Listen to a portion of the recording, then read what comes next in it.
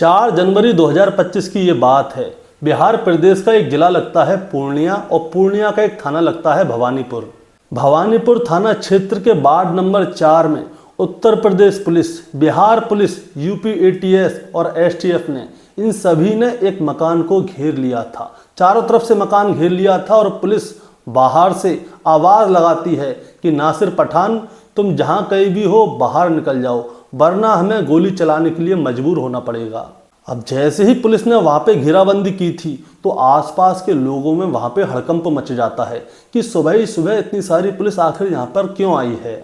अब जैसे ही पुलिस वहां पे आवाज़ लगा रही होती है तभी उस घर के अंदर से एक शख्स बाहर निकलता है और बाहर आके पुलिस वालों से कहता है कि साहब क्या हुआ, आप लोग यहाँ पे आके आवाज़ क्यों लगा रहे हैं। दरअसल जिसको आप ढूंढ रहे हैं ये उसका घर है ही नहीं, क्योंकि ये घर मेरा है और मैं ही इस घर का मालिक हूँ। अब जैसे ही पुलिस को ये वाली बात पता चली कि ये इस घर का मालिक है तो पुलिस भी चौंक जाती है। दरअसल पुलिस को जो एड्रेस मिला था वो एक आतंकवादी का मिला था, लेकिन यहाँ से एक आम आदमी बाहर आ रहा था। अब ये देखकर पुलिस भी चौंक जाती है। अब दोस्तों इसके बाद क्या होता है, जो पुलिस होती है वहाँ पे थोड़ी जांच पड़ताल करती है और उसके बाद में उस शख्स का एक बेटा होता है जो कि 11वीं क्लास में पढ़ता है और वो नाबालिग है। उसे पुलिस गिरफ्तार कर लेती है और उसे वहाँ से सीधे उत्तर प्रदेश के प्रयागराज लेकर आती है और वहाँ पे लाकर उससे पूछताछ करती है। दरअसल दोस्तों इसके बाद में सोशल मीडिया के ज़रिए एक खबर वायरल होती है। दरअसल इस लड़के ने, जो कि नाबालिग है, उसने कुछ ऐसा कृत्य किया था जो कि बड़े बड़े आतंकवादी करते हैं या बड़े बड़े कुख्यात अपराधी करते हैं।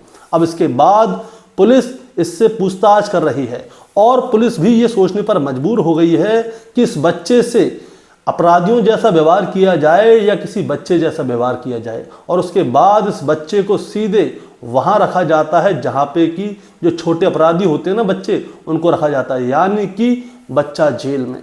अब आखिर इस बच्चे ने ऐसा किया था। अब दोस्तों आज की कहानी से हम यही जानने की कोशिश करेंगे कि आखिर इस बच्चे ने ऐसा क्या अपराधी का काम कर दिया कि लोग इसे आतंकवादी की पदवी तक तोल रहे हैं। तो दोस्तों कहानी शुरू करेंगे उससे पहले मैं बस आपसे यही कहना चाहता हूं कि अगर आप मेरे चैनल पर नए हैं तो चैनल को सब्सक्राइब कर दीजिएगा, ताकि रोजाना शाम को 8 बजे मैं आपके लिए एक सच्ची घटना की कहानी लेकर आ सकूं। नमस्कार दोस्तों, मैं गौरव शर्मा और आप देख रहे हैं गौरव शर्मा सफर। दोस्तों आज की जो सच्ची घटना मैं आपको सुनाने जा रहा हूं, ये सच्ची घटना शुरू तो बिहार प्रदेश के पूर्णिया जिले से होती है, लेकिन इसकी गूंज सबसे पहले उत्तर प्रदेश के प्रयागराज में सुनाई देती है। दरअसल उत्तर प्रदेश के प्रयागराज में महाकुंभ आयोजित होने वाला है। अब जो महाकुंभ आयोजित हो रहा है उसके लिए उत्तर प्रदेश सरकार ने बड़ी बड़ी मशीनरीज वहाँ पे लगाई हैं। जितने भी बड़े अधिकारी हैं वो सब वहाँ पे महाकुंभ की देखरेख में लगे हुए हैं और उसको एक तरह से एक जिला घोषित कर दिया है महाकुंभ वाले इलाके को। और वहाँ पे देश विदेश से लाखों श्रद्धालु महाकुंभ में नहाने के लिए आएंगे। लेकिन दोस्तों होता क्या है, अचानक से ही सोशल मीडिया पर एक पोस्ट वायरल होने लगती है और वो पोस्ट होती है इंस्टाग्राम का एक स्क्रीनशॉट जो कि सोशल मीडिया पर लगातार वायरल हो रहा था। चाहे वो एक्स हो, चाहे यूट्यूब हो, चाहे फेसबुक हो, चाहे व्हाट्सएप हो, हर जगह पे उसी पोस्ट की चर्चा होना शुरू हो जाती है। दरअसल उस पोस्ट में होता क्या है दोस्तों, मैं आपको वो बताना चाहूँगा। वो पोस्ट की जाती है नासिर कट्टर मियाँ के नाम से और उसमें साफ साफ लिखा होता है कि वो उत्तर प्रदेश के प्रयागराज में जो महाकुंभ आयोजित होने वाला है वहाँ पे वो एक बॉम्ब ब्लास्ट करेगा जिसमें कि कम से कम 1000 लोग मारे जाएंगे। जाहिर सी बात है दोस्तों, प्रयागराज के महाकुंभ में अगर एक आदमी को किसी वजह से थोड़ी सी भी चोट लग जाएगी तो उत्तर प्रदेश सरकार पे और महाकुंभ के आयोजन पर बहुत सारे सवाल उठ जाएंगे। और यहाँ पे क्या हुआ है, सीधे सीधे 1000 आदमियों को मारने की धमकी दी गई है। दोस्तों ये जो पोस्ट है 31 दिसंबर 2024 की शाम को इंस्टाग्राम पर शेयर की गई थी और उसमें जो पोस्ट करने वाला है वो नासिर मियाँ पठान है। अब वो पोस्ट जो वायरल हो रही थी उसके साथ में एक चैट भी वायरल हो रही थी और उसमें जो समझाने वाला आदमी, जो दूसरा आदमी है जिसने पोस्ट की है, उसको चैट करता है। वो कहता है कि आखिर तुमको ऐसा करने से क्या मिलेगा, तुम ऐसा क्यों करना चाहते हो, तुम्हारी वजह से बहुत सारे लोग मर जाएंगे। लेकिन जो दूसरा आदमी है यानी कि नासिर पठान, वो वो उसकी चैट का कोई भी रिप्लाई नहीं देता और उसे किसी भी चीज़ का कोई खौफ नहीं होता, ना ही पुलिस का, ना ही किसी चीज़ का। वो खुल के कह रहा होता है कि मैं बॉम्ब ब्लास्ट करूँगा।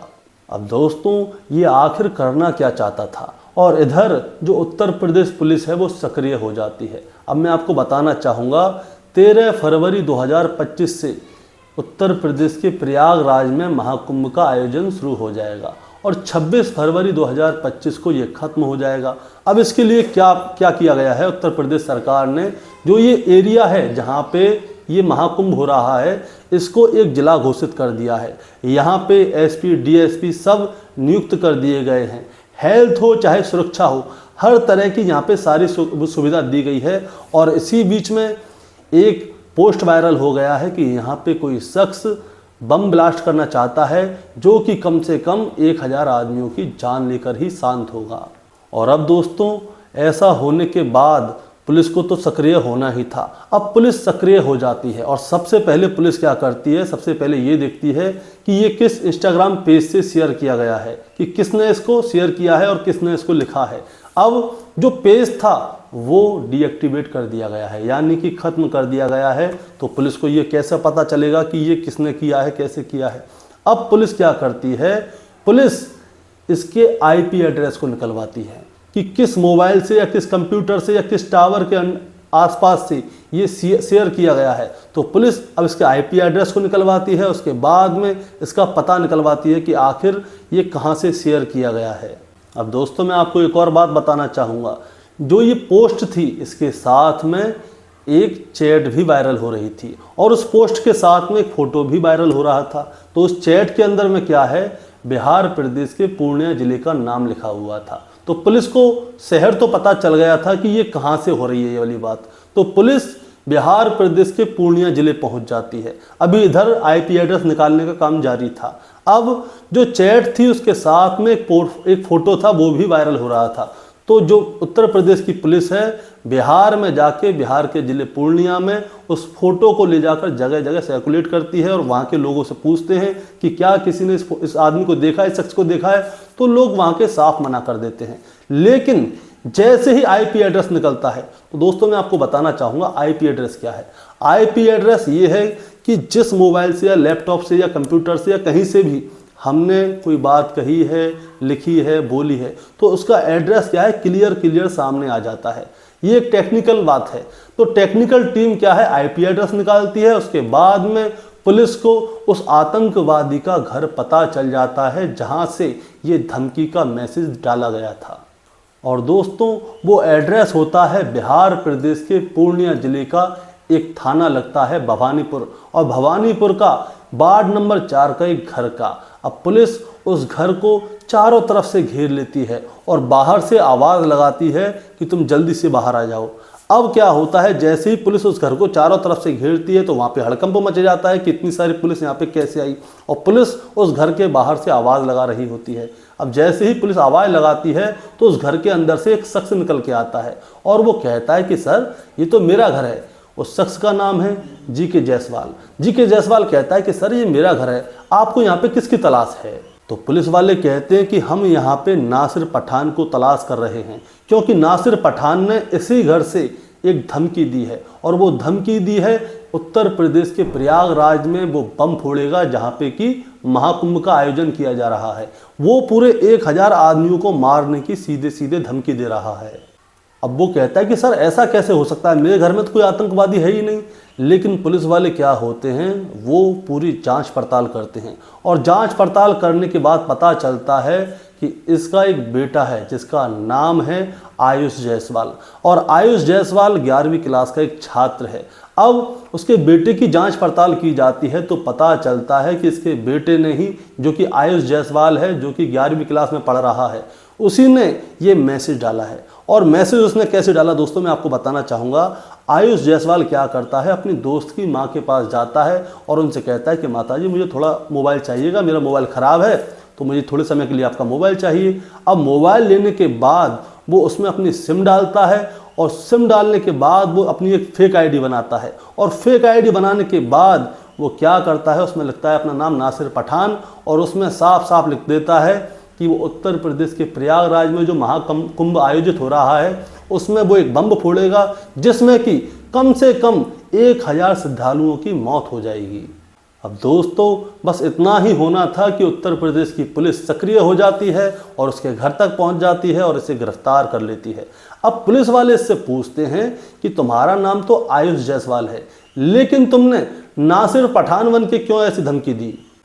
तो वो लड़का बताता है कि आज से लगभग 1.5 महीने पहले उसकी नासिर पठान नाम के एक लड़के से, जो कि उसका दोस्त था, उससे झगड़ा हो गया था और झगड़ा होने की वजह से ही उसने बदला लेने के फिराक में ये काम कर दिया। लेकिन दोस्तों वो जो लड़का था, जो आयुष जायसवाल, वो ये नहीं जानता था कि जो टेक्नोलॉजी अपनी छाप छोड़ ही देती है, यानी कि उसकी एक रिकॉर्ड हो जाता है कि यहाँ पे ये हुआ। उसने सोचा कि मैं सिम चेंज करके अपने दोस्त की मम्मी के मोबाइल में डाल दूंगा तो मैं पकड़ा नहीं जाऊंगा, लेकिन वो पकड़ा जाता है।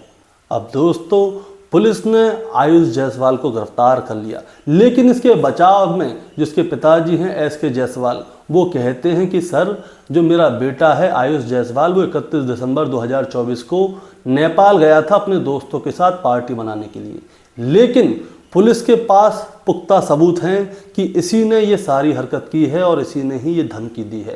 अब पुलिस क्या करती है, इसको गिरफ्तार करके सीधे प्रयागराज लेके आते हैं पुलिस वाले और फिर इससे पूछताछ होती है और पूछताछ होने के बाद इसको भी वहीं पे रखते हैं जहाँ पे कि बाल अपराधियों को रखते हैं, जिसे कि हम बच्चा जेल भी कहते हैं। और साथ ही पुलिस ये जांच पड़ताल भी कर रही है कि कहीं ऐसा तो नहीं ये सिर्फ एक मोहरा हो, इसके अलावा इसके पीछे किसी और का हाथ हो या फिर कोई और भी यहाँ पे बम फोड़ना चाहता हो। इसकी पुलिस अभी और भी जांच पड़ताल कर रही है। अब दोस्तों पुलिस सारे मामले की जांच पड़ताल तो कर रही है, लेकिन पुलिस के सामने एक सवाल भी था, क्योंकि ये जो लड़का है हिंदू है, लेकिन इसने क्या किया, इंस्टाग्राम पे जो पेज बनाया था वो नासिर पठान के नाम से बनाया था, यानी कि एक मुसलमान के नाम से, और वहाँ पे जाके इसने एक धमकी भरी पोस्ट कर दी। अब धमकी भरी पोस्ट करने के बाद पूरा देश हिल गया, यानी कि प्रयागराज की जो पुलिस है वो सक्रिय हो गई। अब पुलिस ये सोचने पर विचार कर रही है कि ये जो लड़का है, ये बच्चा जो है नाबालिग है और इसने वो काम किया है जो कि बड़े बड़े कुख्यात अपराधी या फिर आतंकवादी करते हैं। अब पुलिस बस यही सोच रही है कि इसके साथ में बच्चों जैसा व्यवहार किया जाए या फिर किसी आतंकवादी जैसा। दोस्तों ये आप हमें कमेंट में बताइएगा। अब एक और बात, ये कहानी सुनाने का मतलब आपको परेशान करना या विचलित करना नहीं है, बस आपको बताना है और जताना है। बताना ये है कि बहुत सारे लोग क्या है, ये सोचते हैं कि वो ऐसे काम करके बच जाएंगे, यानी कि किसी को धमकी दे के या किसी को कैसे भी फेक कॉल करके बच जाएंगे। तो वो एक बात याद रख लें, टेक्नोलॉजी का ज़माना है। अब ये लोग, इस लड़के ने क्या सोचा, ये अपनी आंटी के मोबाइल में सिम डाल लेगा और ये धमकी लिख देगा, उसके बाद में पेज को डीएक्टिवेट कर देगा, उसके बाद गायब हो जाएगा। लेकिन दोस्तों ऐसा नहीं है। टेक्नोलॉजी में क्या होता है, सारी चीज़ें नोट होती रहती हैं कि किसने क्या किया, कैसे किया। और मोबाइल चेंज करने से या सिम चेंज करने से टेक्नोलॉजी चेंज नहीं होती, वो सारी चीज़ें एक जगह नोट होती हैं। इसीलिए दोस्तों पहली बात तो आपको ये कोई हरकत करनी नहीं है। अगर आपके मन में 1% भी आ रहा है कि आप आगे चल के ऐसा कोई कांड कर दें, किसी को धमकी दे दें कि बॉम्ब फोड़ना है, तो आप ये सोच लें कि आप पुलिस के हाथों से बचेंगे नहीं। आप कितने भी बचने की कोशिश कर लीजिएगा, लेकिन पुलिस आपको गिरफ्तार कर लेगी। और जब पुलिस आपको गिरफ्तार कर लेगी तो आप सोचिए आपके साथ क्या होगा और आपके परिवार के साथ क्या होगा। जो भी करें एक बार सोच जरूर लें। और दोस्तों आपका क्या कहना है इस कहानी के बारे में, आप ज़रा हमें कमेंट में बताएं। चैनल पर नए हैं तो सब्सक्राइब करके जाएं, ताकि रोजाना शाम को 8 बजे मैं आपके लिए एक सच्ची घटना की कहानी लेकर आ सकूं। नमस्कार।